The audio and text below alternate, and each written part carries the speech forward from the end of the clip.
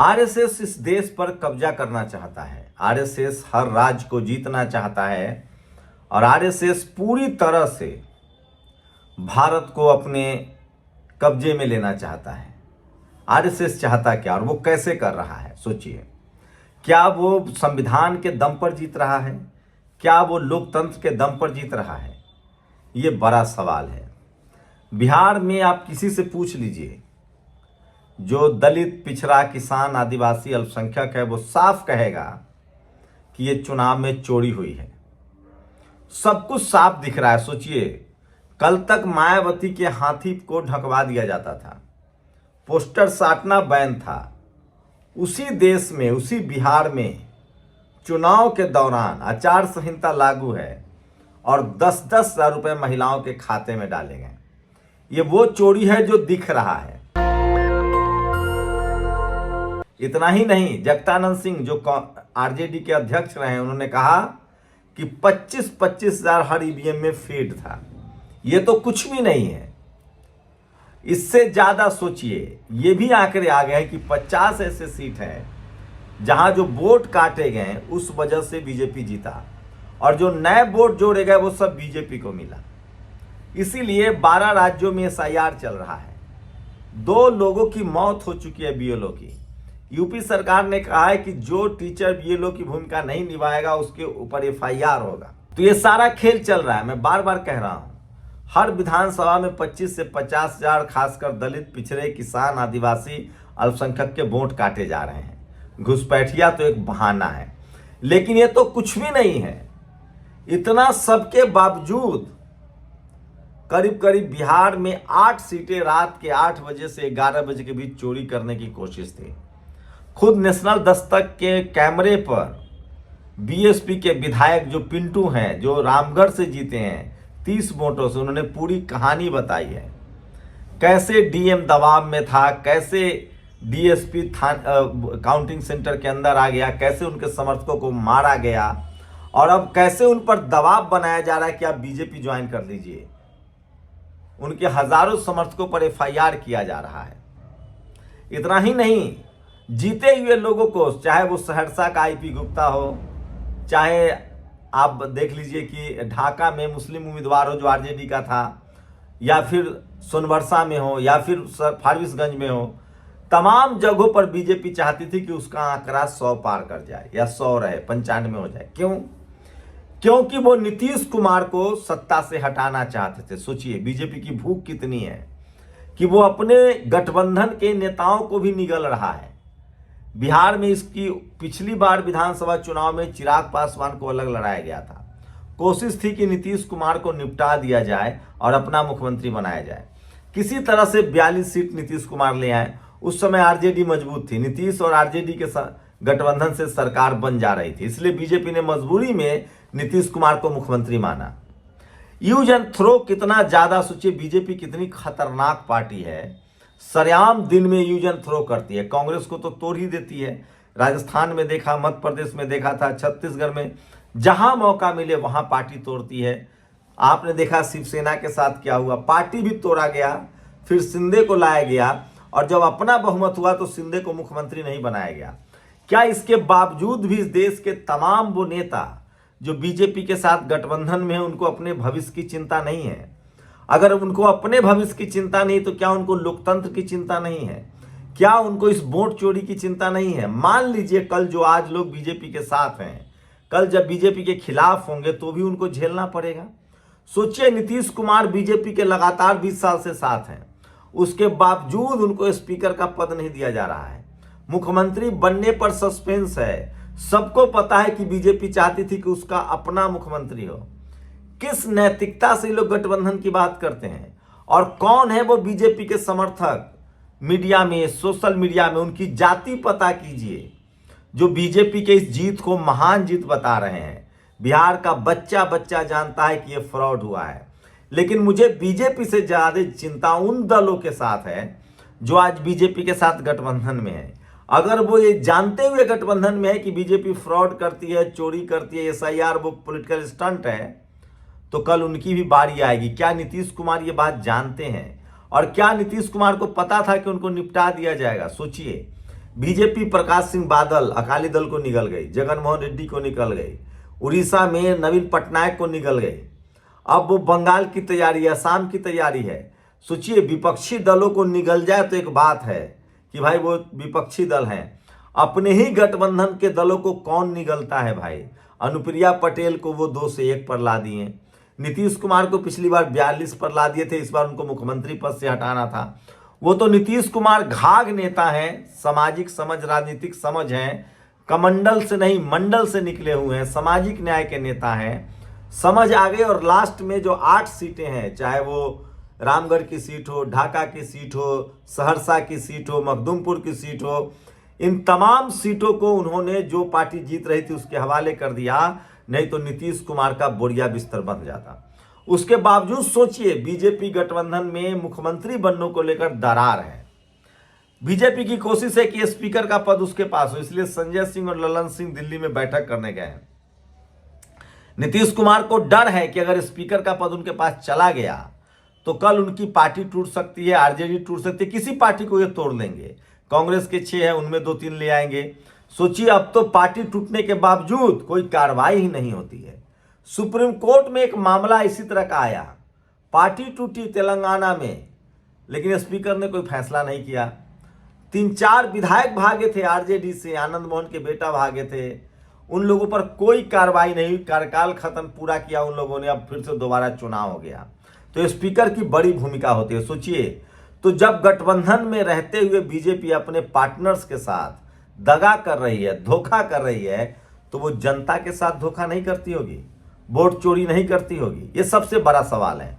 और उससे भी बड़ा सवाल है, क्या जो विपक्षी दल हैं क्या उनको डर नहीं है? उनको तो डर है। आज कांग्रेस एसआईआर पर बैठक कर रही है, 12 राज्यों में एसआईआर हो रहा है, 2 बीएलओ सुसाइड कर चुके हैं। यूपी में कहा गया है कि जो अच्छे से काम नहीं करेगा या जो टीचर बीएलओ नहीं बनना चाहेगा उस पर एफआईआर होगा। इतने लेवल पे जाके सब कुछ खत्म किया जा रहा है। और सोचिए जब 1 नेशन 1 इलेक्शन आएगा तो क्या कोई चिराग पासवान बच जाएंगे? क्या कोई नीतीश कुमार बच जाएंगे? नीतीश कुमार तो अभी भी 85 सीट लाने के बावजूद उनका रडार खतरे पर है, वो निपटाए जा सकते हैं। सोचिए बीजेपी की बिहार में प्लानिंग थी कि नीतीश कुमार को किसी तरह से 30-40 पर सिमटा कर अपनी सरकार बना ली जाए। सवाल है कि जो अपने पार्टनर्स का सगा नहीं है, अलायंस का सगा नहीं है, वो जनता के साथ बेईमानी और धोखाधड़ी नहीं करता होगा। लेकिन नीतीश कुमार भी मंझे हुए नेता, उन्होंने गेम पलट दिया है। अभी जो स्थिति है उसमें बीजेपी, चिराग पासवान, उपेंद्र कुशवाहा और मांझी जी की सरकार नहीं बन रही, 117 का आंकड़ा पार करते हैं। वही नीतीश कुमार और आरजेडी अगर मिल जाए तो आरजेडी, नीतीश कुमार, कांग्रेस और ओवैसी मिलकर गठबंधन को बहुमत आ जाएगा। वही खबर यह है, सूत्र बता रहे हैं कि बीजेपी अगर नीतीश कुमार इस्तीफा नहीं दे रहा है, सोचिए कहा जा रहा है कि 20 को विधायक दल का नेता चुने जाएंगे, मुख्यमंत्री बनेंगे, लेकिन अब तक उन्होंने इस्तीफा नहीं दिया। उनको डर है कि अगर इस्तीफा दे देंगे बिना फाइनल किए हुए तो बीजेपी सबसे बड़ी पार्टी के नाम पर मुख्यमंत्री बन जाएगी, और जब मुख्यमंत्री बन जाएगी तो वो किसी भी पार्टी को तोड़ सकती है। इसलिए नीतीश कुमार की कोशिश है कि पहले सब कुछ तय हो जाए तब वो इस्तीफा देंगे। और अगर ऐसा नहीं होता है तो आरजेडी के विधायक जेडीयू में जाकर, या फिर कांग्रेस के विधायक जेडीयू में जाकर, या ओवैसी के विधायकों को लाकर जेडीयू बड़ी पार्टी हो सकती है। और ऐसी स्थिति में नीतीश जी के पास एक और रास्ता है, या तो वो मुख्यमंत्री बने रह सकते हैं, डिप्टी सीएम बना सकते हैं तेजस्वी यादव को, या फिर वो अपने पाले में चिराग पासवान को भी ला सकते हैं। चिराग पासवान, नीतीश कुमार की दोस्ती लगातार चिराग पासवान से बड़ी है। चिराग पासवान मुख्यमंत्री बनने की रेस में शामिल होना चाहते हैं। सोचिए अगर चिराग पासवान को मुख्यमंत्री बना दिया जाए, तेजस्वी यादव उप मुख्यमंत्री, तो नीतीश जी के लिए प्रधानमंत्री का पद खाली हो सकता है। सवाल है कि पूरा विपक्ष जिसने गलती की थी 2024 में, उस गलती से बचना चाहिए। अगर नीतीश कुमार को प्रधानमंत्री मान लिया जाता तो आज बीजेपी सत्ता में न होती, अभी भी वो बन सकता है। और सोचिए जो लोग, जब बीजेपी अपने अलायंस को निगल जा रही है तो कल वो आंध्र प्रदेश में भी एसआईआर कराएंगे और वहां चंद्रबाबू नायडू को निगल जाएंगे। आज भले मजबूरी में गठबंधन में है, तो लोकतंत्र का तकाजा है। नीतीश कुमार उस धारा के आदमी है। कायदे से तो इस नरेंद्र मोदी और अमित शाह की सरकार गिरानी चाहिए।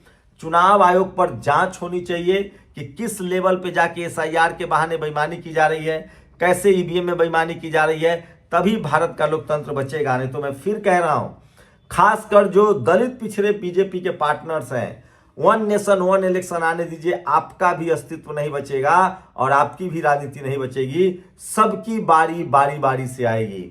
ये साफ है कि बीजेपी जब पार्टनर्स के सगे नहीं है, अपने गठबंधन के सगे नहीं है, नीतीश कुमार के सगे नहीं है, तो वो जनता के और बहुजनों के क्या सगे होंगे।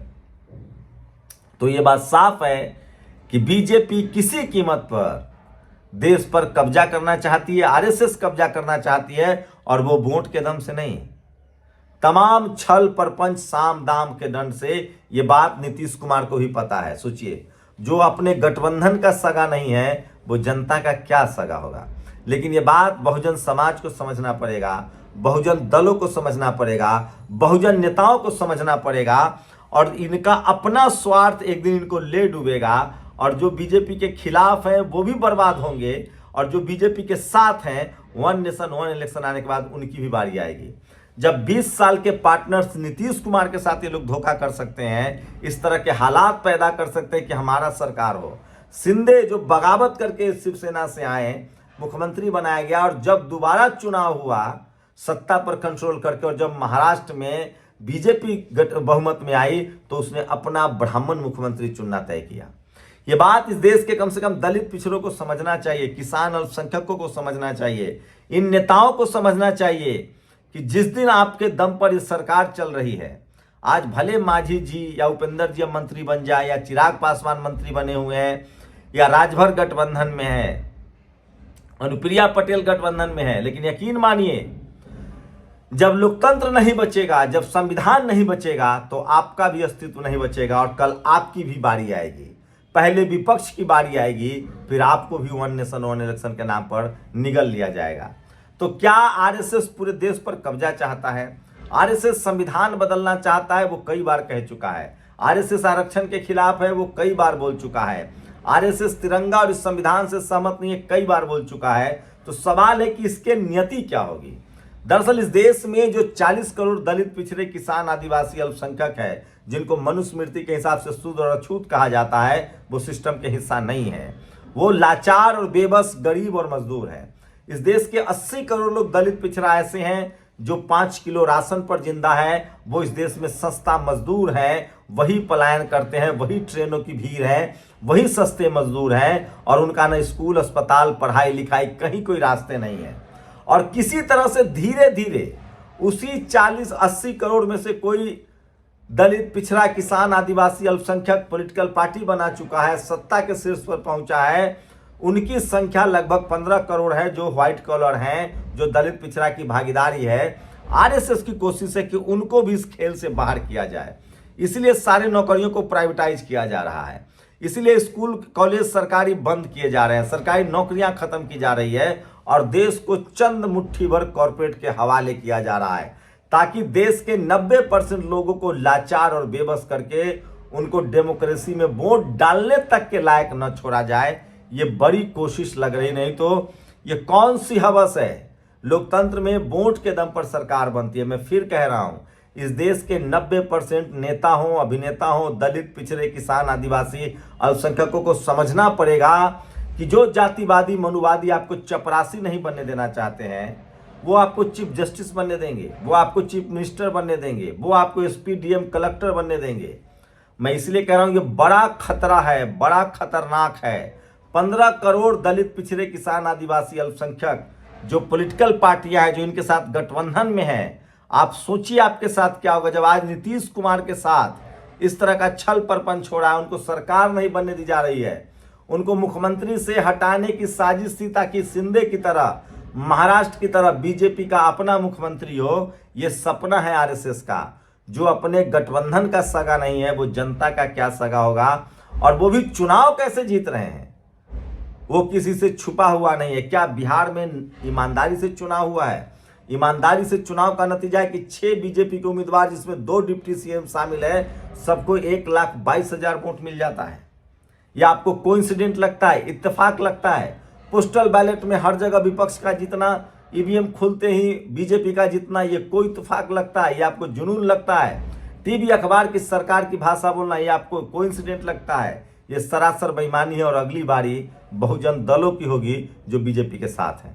शुक्रिया। दस्तक की आपसे गुजारिश है कि अगर इसको बचाना चाहते हैं तो नेशनल दस्तक को सब्सक्राइब करने के लिए रेड कलर के सब्सक्राइब बटन को दबाएं, फिर बेल आइकन की घंटी दबाएं।